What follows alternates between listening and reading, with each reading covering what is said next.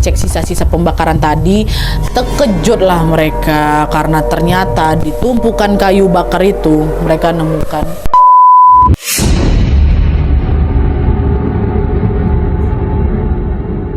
Oke Wak, jadi Sabrina Koider ini lahir di Aljazair di tanggal 5 Desember tahun 1982. Dia ini merupakan anak sulung dari 3 bersaudara. Meskipun dia ini lahir di Aljazair Wak, tapi dia tuh nggak tinggal lama di sana karena waktu dia ini masih kecil, di Timur Tengah tuh lagi ada perang saudara yang mengakibatkan ada kurang lebih 150.000 orang tua meninggal dunia. Nah, situasi itulah yang mendorong orang tuanya si Sabrina ini memutuskan untuk membawa Sabrina dan juga ketiga adiknya pindah ke Prancis. Nah, sesampainya di Prancis, Wak, keluarga Sabrina ini tinggal di pinggiran kota Paris. Hidup mereka pas-pasan karena ayah ibunya cuma kerja serabutan aja. Nah, kondisi ini bikin Sabrina ini tuh jadi sering disepelekan sama orang-orang di sekitarnya, termasuk kawan-kawan dia sendiri, Wak. Awalnya dia tuh ya udah, dia cuma bisa diem aja kan, dia jadi suka menyendiri gitu. Tapi lama-lama rasa sakit hati itu pun jadi menumpuk lagi dan berubah menjadi ambisi. Dia tuh macam pengen ngebuktiin kalau dia ini bisa lebih dari yang mereka pikirkan gitu. Nah, pas dia masuk sekolah, Wak, Sabrina pun mulailah berusaha keras menjadi pusat perhatian. Bukan buat mencari teman, tapi untuk menunjukkan kekuatan dan ngelihat teman-teman perempuan itu bukan sebagai sahabat, Wak, tapi sebagai saingan dia. Nah, dari situlah mulai kelihatan nih sisi dominannya. Dia suka merintah, dia suka ngatur, dan dia ini juga suka nekan orang gitu. Nah, semua ini dilakukan sama dia biar nggak ada lagi tuh, Wak, yang bisa ngerendahin dia kayak dulu. Nah, seiring berjalannya waktu, Sabrina pun tumbuh menjadi remaja yang mendambakan kehidupan mewah dan glamor macam kawan-kawannya waktu itu. Tapi setelah dia lulus SMA, Wak, sekitar umur 18 tahun, kehidupan ekonomi keluarganya justru makin nggak stabil lagi. Nah, mau nggak mau dia pun harus kerja lah itu kan buat bantu menuhin kebutuhan dia sehari-hari. Waktu itu dia ngelamar kerja jadi penjaga stand makanan di pasar malam. Dia tuh waktu itu lagi jualan crepes, Wak. Jualan crepes, jualan permen, jualan makanan-makanan kecil gitulah. Tentu ya gaji yang dia terima juga nggak seberapa kan, Wak. Dan dari penghasilannya itu yang cuman bisa dia penuhi adalah kebutuhan pokok dia aja, nggak bisa buat shopping, nggak bisa buat nongkrong di kafe, nggak bisa buat beli barang-barang mewah macam apa yang dilakukan sama kawan-kawannya saat itu. Nah, sayangnya, Wak, setelah dia kerja keras berbulan-bulan, semua impian Sabrina tentang hidup glamor, populer, dan juga disanjung-sanjung itu nggak juga jadi kenyataan. Alih-alih dipuji atau dipuja, Wak, dia ini malah merasa makin kesepian dan makin ngerasa nggak dihargai. Dunia yang selama ini dia kejar tuh ternyata kosong. Dan dari sinilah Sabrina ini mulai merasa kayak nggak ada satupun tempat di dunia ini yang bisa betul-betul nerima dia lah gitu. Frustasi, capek, dan ngerasa semua usahanya sia-sia, akhirnya Sabrina ini ngelakuin hal nekat, Wak. Pada suatu malam, tanpa dia bilang sama siapa-siapa, Sabrina ini lompat ya dari balkon lantai apartemennya, lantai 4 tuh, lompat ke bawah. Tapi takdir berkata lain, dia nggak langsung jatuh ke tanah, tubuhnya malah nyangkut di kanopi lantai bawah, Wak, yang akhirnya nyelamatin nyawanya. Sabrina waktu itu cuma kena luka ringan aja di punggung, tapi sejak malam itu hidupnya berubah selamanya. Nah, setelah peristiwa itu, Sabrina pun mencoba menata dan melanjutkan hidupnya kembali ya kan. Dia masih lanjut lagi jualan crepes di pasar malam, sampai di suatu ketika ada seorang pria keturunan Timur Tengah juga yang tertarik sama dia, Wak. Pria itu bernama Oisem Midoni, akrab disapa Sam. Umurnya 24 tahun, 6 tahun lebih tua dibanding Sabrina kan. Dan dia ini adalah seorang mahasiswa jurusan ekonomi. Waktu pertama kali ketemu sama si Sabrina, dia ketemu, dia coba dekati Sabrina, Sabrina juga menyambut ya kan. Dan beberapa bulan setelahnya mereka pun pacaran, Wak. Nah, sejak pacaran sama Sam, kondisi finansial Sabrina mulai agak terbantu tuh, Wak. Sam ini cukup royal, apapun yang Sabrina butuhkan mulai dari barang-barang pribadi sampai ke kebutuhan dia sehari-hari, hampir semuanya dipenuhi sama si Sam, Wak. Tapi lama-lama Sabrina ini ngelunjak pula. Dia mulai boros tuh, Wak, dan dia sering memanfaatkan uangnya si Sam untuk gaya hidup mewah yang super konsumtif lah gitu.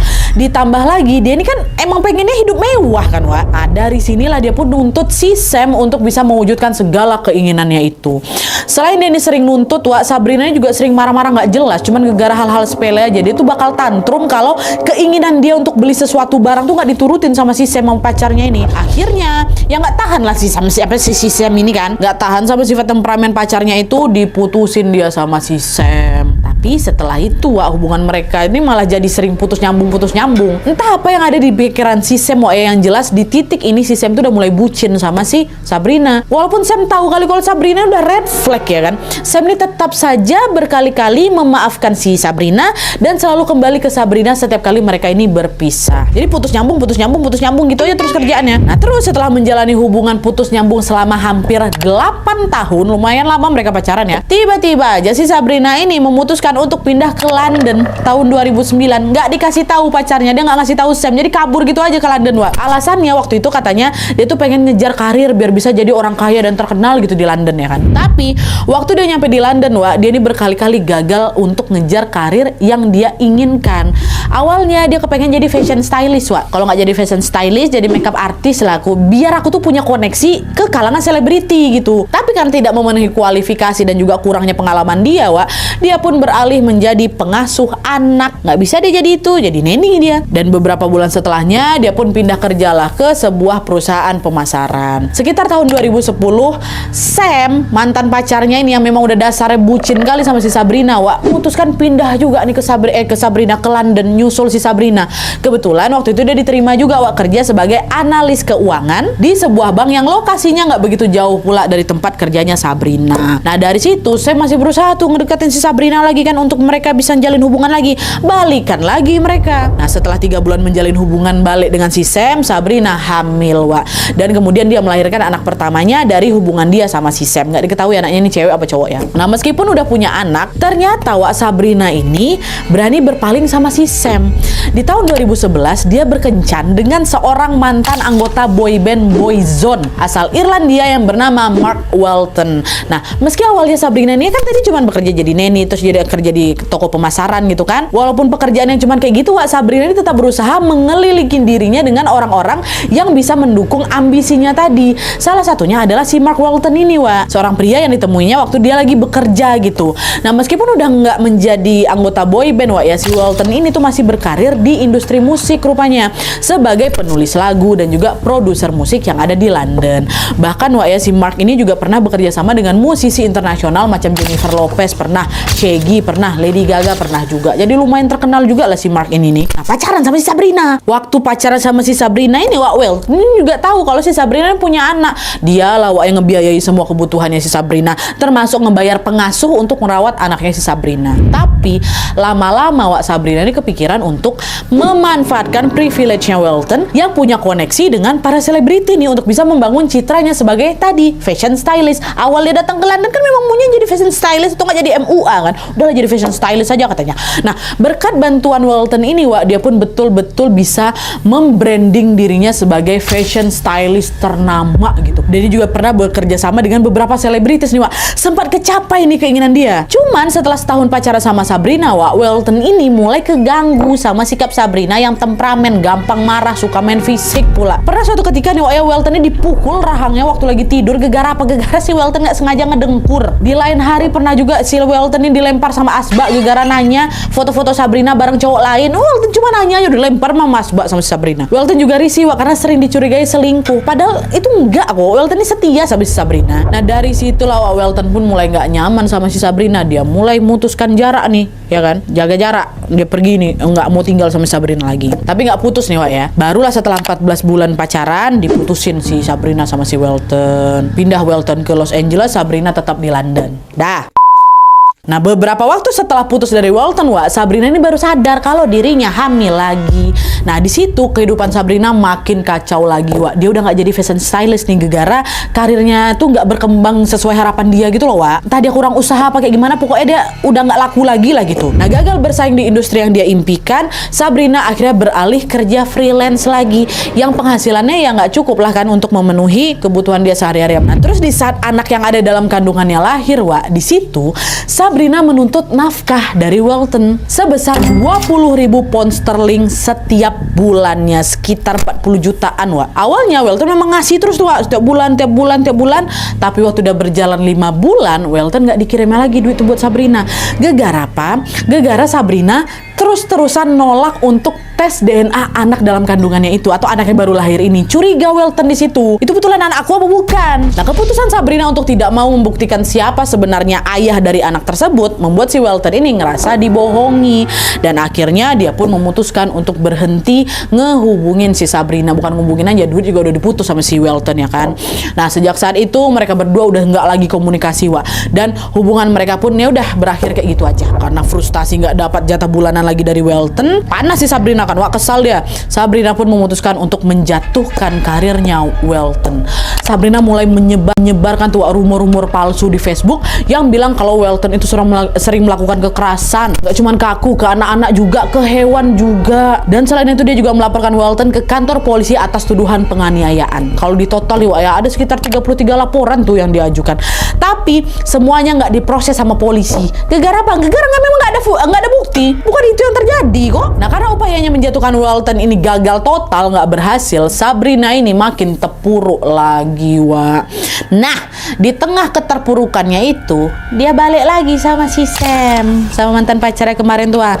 Dan sama seperti sebelum-sebelumnya, Wak, Sam ini masih mau menerima Sabrina itu kembali dengan senang hati gitu lah. Diajaknya si Sabrina ini tinggal di rumah sewa dia yang ada di Southfield, Wimbledon. Nah, selama tinggal di Southfield ini, Wak, Sabrina tuh jarang berinteraksi pula sama tetangga-tetangga. Bahkan dia ini juga dikenal cukup bermasalah karena dia suka buang sampah sembarangan gitu loh. Dia juga sering kasar sama tetangga-tetangganya, sering maki-maki, sering suaranya gede kayak gitulah. Nah, sifat-sifat menyebalkan itu, Wak, ternyata muncul gara-gara dia stres harus ngurusin kerjaan rumah sambil ngerawat dua anaknya juga. Nah, karena hal inilah, Wak, akhirnya si Sam dan Sabrina pun sepakat untuk merekrut seorang babysitter supaya bisa membantu merawat anak-anak mereka. Tapi tanpa diduga berawal dari sinilah, Wak, merekrut babysitter ini sebuah kisah memilukan terjadi.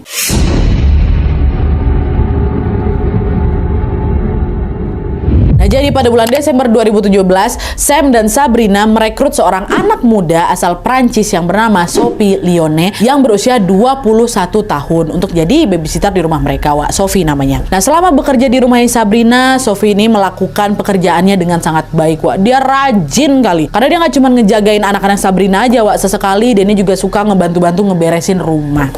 Dan setelah beberapa bulan tinggal di sana, Sophie ngerasa Sabrina sama si Sam ini udah macam keluarganya sendiri, Wak. Entah kenapa nih, Wak, ya, Sabrina yang dikenal temperamen ini malah bersikap baik sama si Sophie, Wak. Gak suka marah-marah, ngobrol biasa aja, akrab lah gitu sama si Sophie ini, tumben. Tapi saya ini gak berlangsung lama, Wak, karena beberapa saat kemudian kumat lagi penyakit si Sabrina ini. Bukan hanya temperamen, tapi di titik ini, Wak, ya, Sabrina tuh tiba-tiba kepikiran lagi soal mantannya, si Welton. Dia di sini udah mulai kayak delusi nih, Wak. Dia udah kayak menggiring opini untuk dirinya sendiri. Apa ya istilahnya ya? Dia mulai macam ngefitnah si Welton lah gitu. Karena Sabrina ini ngerasa kehidupannya yang sekarang yang lagi nggak baik ini, Wak, yang nggak semakmur dulu itu tuh terjadi ya gegara mantan pacarnya, gegara si Welton. Balik jadi sering temperamen lagi, balik jadi sering marah-marah lagi, Wak, si Sabrina ini di rumah. Dalam waktu singkat, sikap baiknya Sabrina ke Sophie, ke babysitternya, berubah drastis. Dia mulai bicara kasar sama si Sabrina. Dia udah mulai nyuruh Sabrina melakukan pekerjaan di luar job desknya, macam disuruh ngepel, nyetrika, nyuci baju dan lain sebagainya. Awalnya Sophie ini juga masih maklum-maklum aja, Wak. Dia malah nganggap ya udah itu sebagai bentuk balas budi aku lah, gara-gara kan Bu Sabrina sama Pak Sam udah nerima aku dengan baik di rumah itu ya kan. Jadi dia nggak pernah protes sama sekali. Walaupun itu bukan pekerjaan dia kan babysitter. Pekerjaan ditambah nggak apa-apa sama dia. Tapi ternyata, Wak, sikap temperamennya Sabrina ini makin nggak terkendali lagi waktu Sam diberhentikan dari pekerjaannya sebagai analis keuangan itu, Wak. Kan tahu betul kan kalau Sabrina kan nggak bisa hidup susah ya kan, Wak. Jadi waktu si Sam ini kehilangan kerjaannya, Sabrina takut nih bakal hidup susah lagi. Nah, sejak saat itulah, Wak, Sabrina jadi makin sering lagi suka marah-marah, emosi dia nggak stabil, dan dia ini sering nyalahin orang. Dan yang menjadi sasarannya waktu itu bukan lagi si Sam, Wak, tapi Sophie. Sophie disuruh ngerjain semua pekerjaan rumah. Kalau ada kerjaan yang nggak beres nih, Wak, ya, si Sabrina bakal ngomel, bakal marah-marah. Jadi mau nggak mau beban kerja si Sophie ini nambah 2 kali lipat nih, Wak, ya. Dari yang normalnya cuma 30 jam per minggu, dia bisa kerja lebih dari 75 jam seminggu loh, Wak. Ditambah gajinya boro-boro turun, yang ada awalnya 85 pound sterling ya kan, jadi 50 sampai 60 pound sterling aja per minggu, 1,2 juta, Wak. Nominal segitu kecil kali loh, Wak, di London. Seiring berjalannya waktu, Sabrina yang frustasi sama sama keadaan ekonominya, inilah tadi yang aku bilang, mulai delusi, mulai sering berhayal yang enggak. Dia mikir kayak gini, andai aja aku nggak putus sama si Welton ya, pasti sekarang hidup aku udah enak kali. Aku bisa jadi fashion stylist yang terkenal, bisa sering hangout sama teman-teman sosialita aku kayak gitu. Pemikiran ini, Wak, lama-lama berbelok jadi sebuah anggapan yang mulai nggak rasional gitu loh. Dia tuh yang tadi ku bilang, Wak, dia tuh mulai fitnah, mulai menyalahkan segala apa yang terjadi sama dirinya. Itu tuh terjadi gegara perbuatannya si Welton. Ini jangan-jangan keadaan aku seporak-poranda ini gegara si Welton ini nih. Pasti dia nih udah merencanakan sesuatu buat ngejatuhin keluarga aku biar aku nggak bahagia. Gitu pikirnya, Wak. Dan lebih gilanya lagi ya, Sabrina ini malah nuduh si Welton udah ngirim guna-guna santet ke keluarganya, sampai-sampai si Sam pacarnya ini diberhentikan dari kerjaannya. Dituduhnya siapa itu guna-gunain. Dia nih udah ngirim santet ke tempat aku, dia udah ngirim guna-guna ke si Sam ini. Makanya keluarga kami ini susah mendapatkan penghasilan yang stabil kayak gitu. Dia si Sabrina ini, Wak, makin lama makin parah. Selain dia nuduh si Welton ini ngirim guna-guna, dia ini juga curiga kalau Welton ngirim seseorang ke rumahnya untuk mengawasi dan mencelakai keluarga mereka. Siapa orang ini pikir mata-mata nih? Sophie, Wak, babysitternya. Oh, dia nih pasti mata-mata dikirim sama si Welton nih. Dia pasti nih. Nah, berawal dari rasa curiga itu, Sabrina mulailah nuduh-nuduh si Sophie melakukan hal-hal yang sama sekali nggak pernah Sophie buat, Wak. Pernah suatu ketika nih, dia nuduh si Sophie ini mencuri perhiasan dia. Dan karena tuduhan itu, Wak, Sophie langsung dihukum parah.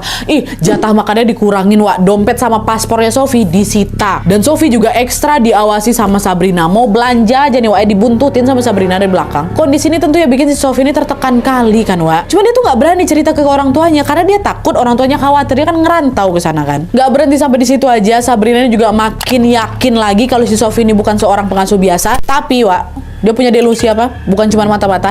Sophie ini pasti pacarnya Welton ini. Dia dikirim ke sini untuk nganiaya anak-anak aku nih. Itu katanya. Dia sampaikanlah kekhawatiran itu ke si Sam, ke pacarnya kan. Dan dengan mudah Sam yang iya juga nih udah percaya aja lah sama delusi pacarnya. Dari situ Sabrina diikuti sama si Sam nih, Wak, diinterogasi lah si Sophie dan maksa si Sophie untuk ngaku kalau kok pasti ada hubungan kok sama si Welton kan. Kok dikirim sama si Welton ke sini kok kan. Gitu dicecer kayak gitu. Bapak, Ibu, saya nggak kenal, saya nggak tahu apa-apa. Saya nggak kenal sama Welton. Welton siapa? Saya nggak mungkin punya hubungan sama dia, Bu. Saya datang ke London ini cuma buat kerja, bukan buat ngelakuin hal itu. Denger itu nggak terima si Sabrina, makin marah. Dia dianggap si Sophie itu bohong kok ya. Enggak, Bu, beneran, Bu, saya nggak bohong. Pokoknya nggak percaya lah, Wak, si Sophie di situ, si Sophie, si Sabrina. Sampai akhirnya di bulan Agustus tahun 2018, Wak, Sabrina diseret nih si Sophie ke kantor polisi, Wak. Waktu di kantor polisi, Sabrina nyuruh Sophie untuk ngaku kalau memang betulan saya ini disuruh sama si Welton buat nyelakain keluarga Sabrina. Disuruh akan mengakuin itu. Jadi terpaksa diinterogasi polisi lah si Sophie nih. Tapi untungnya nggak lama kemudian dibebaskan si Sophie gegara kan memang nggak ada bukti valid soal tuduhan itu, Wak. Ya udah, jadi si Sophie dibawa balik lagi lah ke rumah si Sabrina nih. Nah, sepulangnya dari kantor polisi tuh, Wak, Sophie makin ngerasa takut, makin ngerasa tertekan lagi. Dia sempat chat mama itu lewat Facebook. Dia bilang kalau dia nggak ngerasa senang tinggal di London, dia pengen pulang kayak gitu. Terus beberapa hari setelahnya dia juga sempat tuh ngendap-ngendap keluar cari telepon umum. Dia telepon lah mama ya, dia cerita lah kalau beberapa hari terakhir ini saya dituduh macam-macam sama majikan saya, Bu, kayak gitu. Nah, denger itu mamanya juga nggak tega lah ya kan. Udahlah nak, kalau kayak gitu kok balik aja lah, nanti mama pesankan tiket pulang buat kamu ya. Kok nggak enak pula perasaan mama, kata dia. Cuman sayangnya, Wak, waktu dia beliin tiket ini, waktu tahu nih waktu Sofia mau balik, ketahuan sama si Sabrina. Marah lah Sabrina kan, langsung disitanya paspor dan juga tiket pesawatnya si Sophie. Terus habis itu, Wak, dihukumnya si Sophie, dikurungnya si Sophie di sebuah mungkin gudang kali ya. Dikurung si Sophie di situ selama berhari-hari. Sabrina dengan segala delusinya, Wak, ngerasa harus memberi pelajaran nih sama si Sophie. Dan perlahan situasi juga makin manas lagi, Wak. Pada tanggal 8 September 2018, Sabrina dan si Sam ini nggak lagi ngurung si Sophie, Wak. Tapi mereka ini makin agresif, memaksa si Sophie untuk ngaku kalau kebetulan mata-mata si Welton kan. Nah, untuk ngebikin si Sophie ini ngaku, Wak, Sabrina sama si Sam ini mulai nyiksa si Sophie, ditampar dia, dipukul dia, dijerat pakai kabel listrik. Pernah bahkan ditenggelamkan kepala si Sophie ini ke bawah air berkali-kali, Wak. Dan karena penganiayaan itu, Wak, Sophie sampai patah tulang. Parah loh, Wak. tulang dadanya retak, 5 tulang rusuk patah tau kalian. Tapi meskipun udah dihajar habis-habisan sampai patah tulang sama majikannya kan, Sophie ini tetap bungkam dan dia tuh nggak mau mengakui hal yang sama sekali nggak pernah dia perbuat. Ya memang dia ini bukan apa-apa, cuma ini biasa aja. Sampailah di tanggal 18 September 2018, wah nggak sabar lagi Sabrina kan, amarah Sabrina makin memuncak lagi. Dia sama si Sam kembali lagi menginterogasi Sophie selama berjam-jam. Bahkan wah interogasi itu juga direkam loh sama Sabrina, ada rekamannya. Di situ Sabrina sama si Sam kembali lagi nyecer si Sophie ini dengan tuduhan bahwa kau pasti bersekongkol sama si Welton kan, kau pasti bersekongkol untuk bisa menyalakai keluarga aku kan. Oh pokoknya ditanya-tanya kayak gitu kan wah. Nah setelah berjam-jam berlalu, Sophie yang memang udah lelah fisik dan mentalnya dia cuma bisa diam aja di rekaman tuh. Diam, dia nggak ngerespon apapun. Dia udah nggak punya tenaga lagi wah, tubuhnya kurus kering kali, kurang makan, kurang tidur dibuat sama mereka kan. Dan karena dia diam aja wah, kesal lagi si Sabrina kan, diseret lah si Sophie ini masuk ke kamar mandi, dikurung semalaman di sana. Udah biarkan di situ, baliklah mereka lagi tidur. Nah besoknya nih di tanggal 20 September 2018, Sabrina waktu itu niat mau interogasi balik. Itu aja kerjaan dia tiap hari wah. Waktu dia buka kamar mandi, ternyata kondisi Sophie sudah tidak bernyawa. Meninggal Sophie dia buat waktu dikurung tuh. Astagfirullah. Panik Sabrina di sini wah. Oh Sam, Sophie mati. Sam sama-sama panik juga. Nah tiba-tiba di situ Sabrina bilang, udahlah kita bakar aja lah dia. Kau beli bahan bakar, aku yang nanti nyusun ranting-ranting kayu buat nutupin jasad dia ya, kata kayak gitu. Sam jawab langsung pergi nih ke toko terdekat buat beli minyak goreng, minyak tanah, sama korek api. Nah di saat yang sama Sabrina yang di rumah sibuk cari ranting-ranting kayu sama kayu bakar. Dia bawa jasadnya Sabrina ke belakang, ditumpuknya itu pakai kayu-kayu kan. Beberapa saat kemudian Sam balik dan mereka berdua pun segera langsung membakar jasad Sophie untuk bisa menghilangkan jejak di halaman belakang rumahnya wak. Nah di saat mereka lagi ngebakar jasadnya Sophie itu, ada tetangga mereka namanya Sonny Petel cium aroma nyengat dari rumahnya si Sam. Waktu dia tengok ke sana, ada asap pekat bumbung tinggi dari arah belakang rumah si Sam kan. Si Sonny pikir belakang rumah si Sam lagi kebakaran, jadi dia nggak nyamperin, dia langsung nelpon pemadam kebakaran wah. Pak tolong pak, tetangga saya rumahnya kebakaran kayak gitu. Datanglah ini pemadam kebakaran kan, ninu. Waktu nyampe, si pemadam langsung nerobos masuk ke area belakang rumah wah. Itu si Sammy sama si Sam sama si Sabrina masih di belakang. Pemadam nengok mereka berdiri berdua di situ, terus memang ada yang lagi dibakar sama mereka. Petugas nanya, kalian bakar apa kok asapnya sampai pekat kayak gitu? Baunya juga nggak enak nih kata gitu kan. Sam jawab, oh saya lagi bakar bangkai kambing pak, salah satu kambing di peternakan saya mati, makanya saya bakar di sini. Ngaku jadi peternak dia kan, padahal pengangguran tuh. Nah petugas itu tuh yang nggak percaya, mereka kan udah terlatih tahu nih bau apa ya kan, nggak percaya mereka sama aroma bakar itu. Kok agak lain ini kayak bukan bau kambing ini. Itu api masih nyala nih wak ya. Dan tanpa meminta persetujuan dari Sam dan Sabrina, mereka langsung dihidupkan air, dipadamkannya lah api. Dan setelah api itu mati, mereka ngecek sisa-sisa pembakaran tadi. Terkejutlah mereka karena ternyata di tumpukan kayu bakar itu mereka nemukan bagian hidung dan juga jari-jari manusia yang sudah hangus terbakar. Ternampak sama mereka di situ. Di situ Sabrina sama si Sam masih berusaha tenang. Mereka tetap bilang kalau itu kambing tuh pak. Kambing dari mana? Manusia nih yang ngapain kalian? Enggak pak, kambingnya memang kayak gitu jenisnya. Nggak percaya lah pemadam, untung langsung ditelepon kantor polisi sama mereka. Nggak lama kemudian polisi nyampe lah itu di rumah si Sam dan langsung ikut ngecek bekas bebakaran di sana. Dari hasil pengecekan itu sudah terlihat jelas kalau yang dibakar sama Sabrina dan Sam bukan kambing, orang itu. Dengan cepat polisi pun langsung membawa mereka berdua ke kantor polisi untuk dilakukan pemeriksaan lebih lanjut. Ketangkap bukan? Kesal kali aku mampus.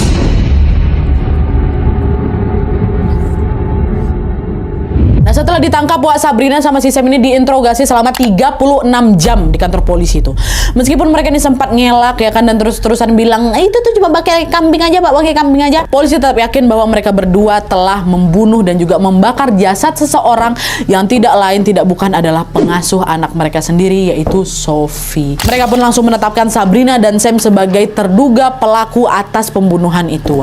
Udah lah tuh kan, polisi pun bergerak lagi melakukan penyelidikan di sekitar area rumahnya si Sam. Mereka menggeledah isi rumahnya si Sam dan mereka juga menemukan file-file rekaman sewaktu si Sophie ini diinterogasi dapat sama polisi tuh. Polisi juga ngecek kembali bekas bebakaran di belakang rumah mereka itu, dan di sana mereka menemukan beberapa bagian tubuh lain yang sudah tidak berbentuk Selain itu mereka juga ada menemukan dirijen minyak dan juga korek api yang diduga dibeli di toko dekat rumahnya si Sam.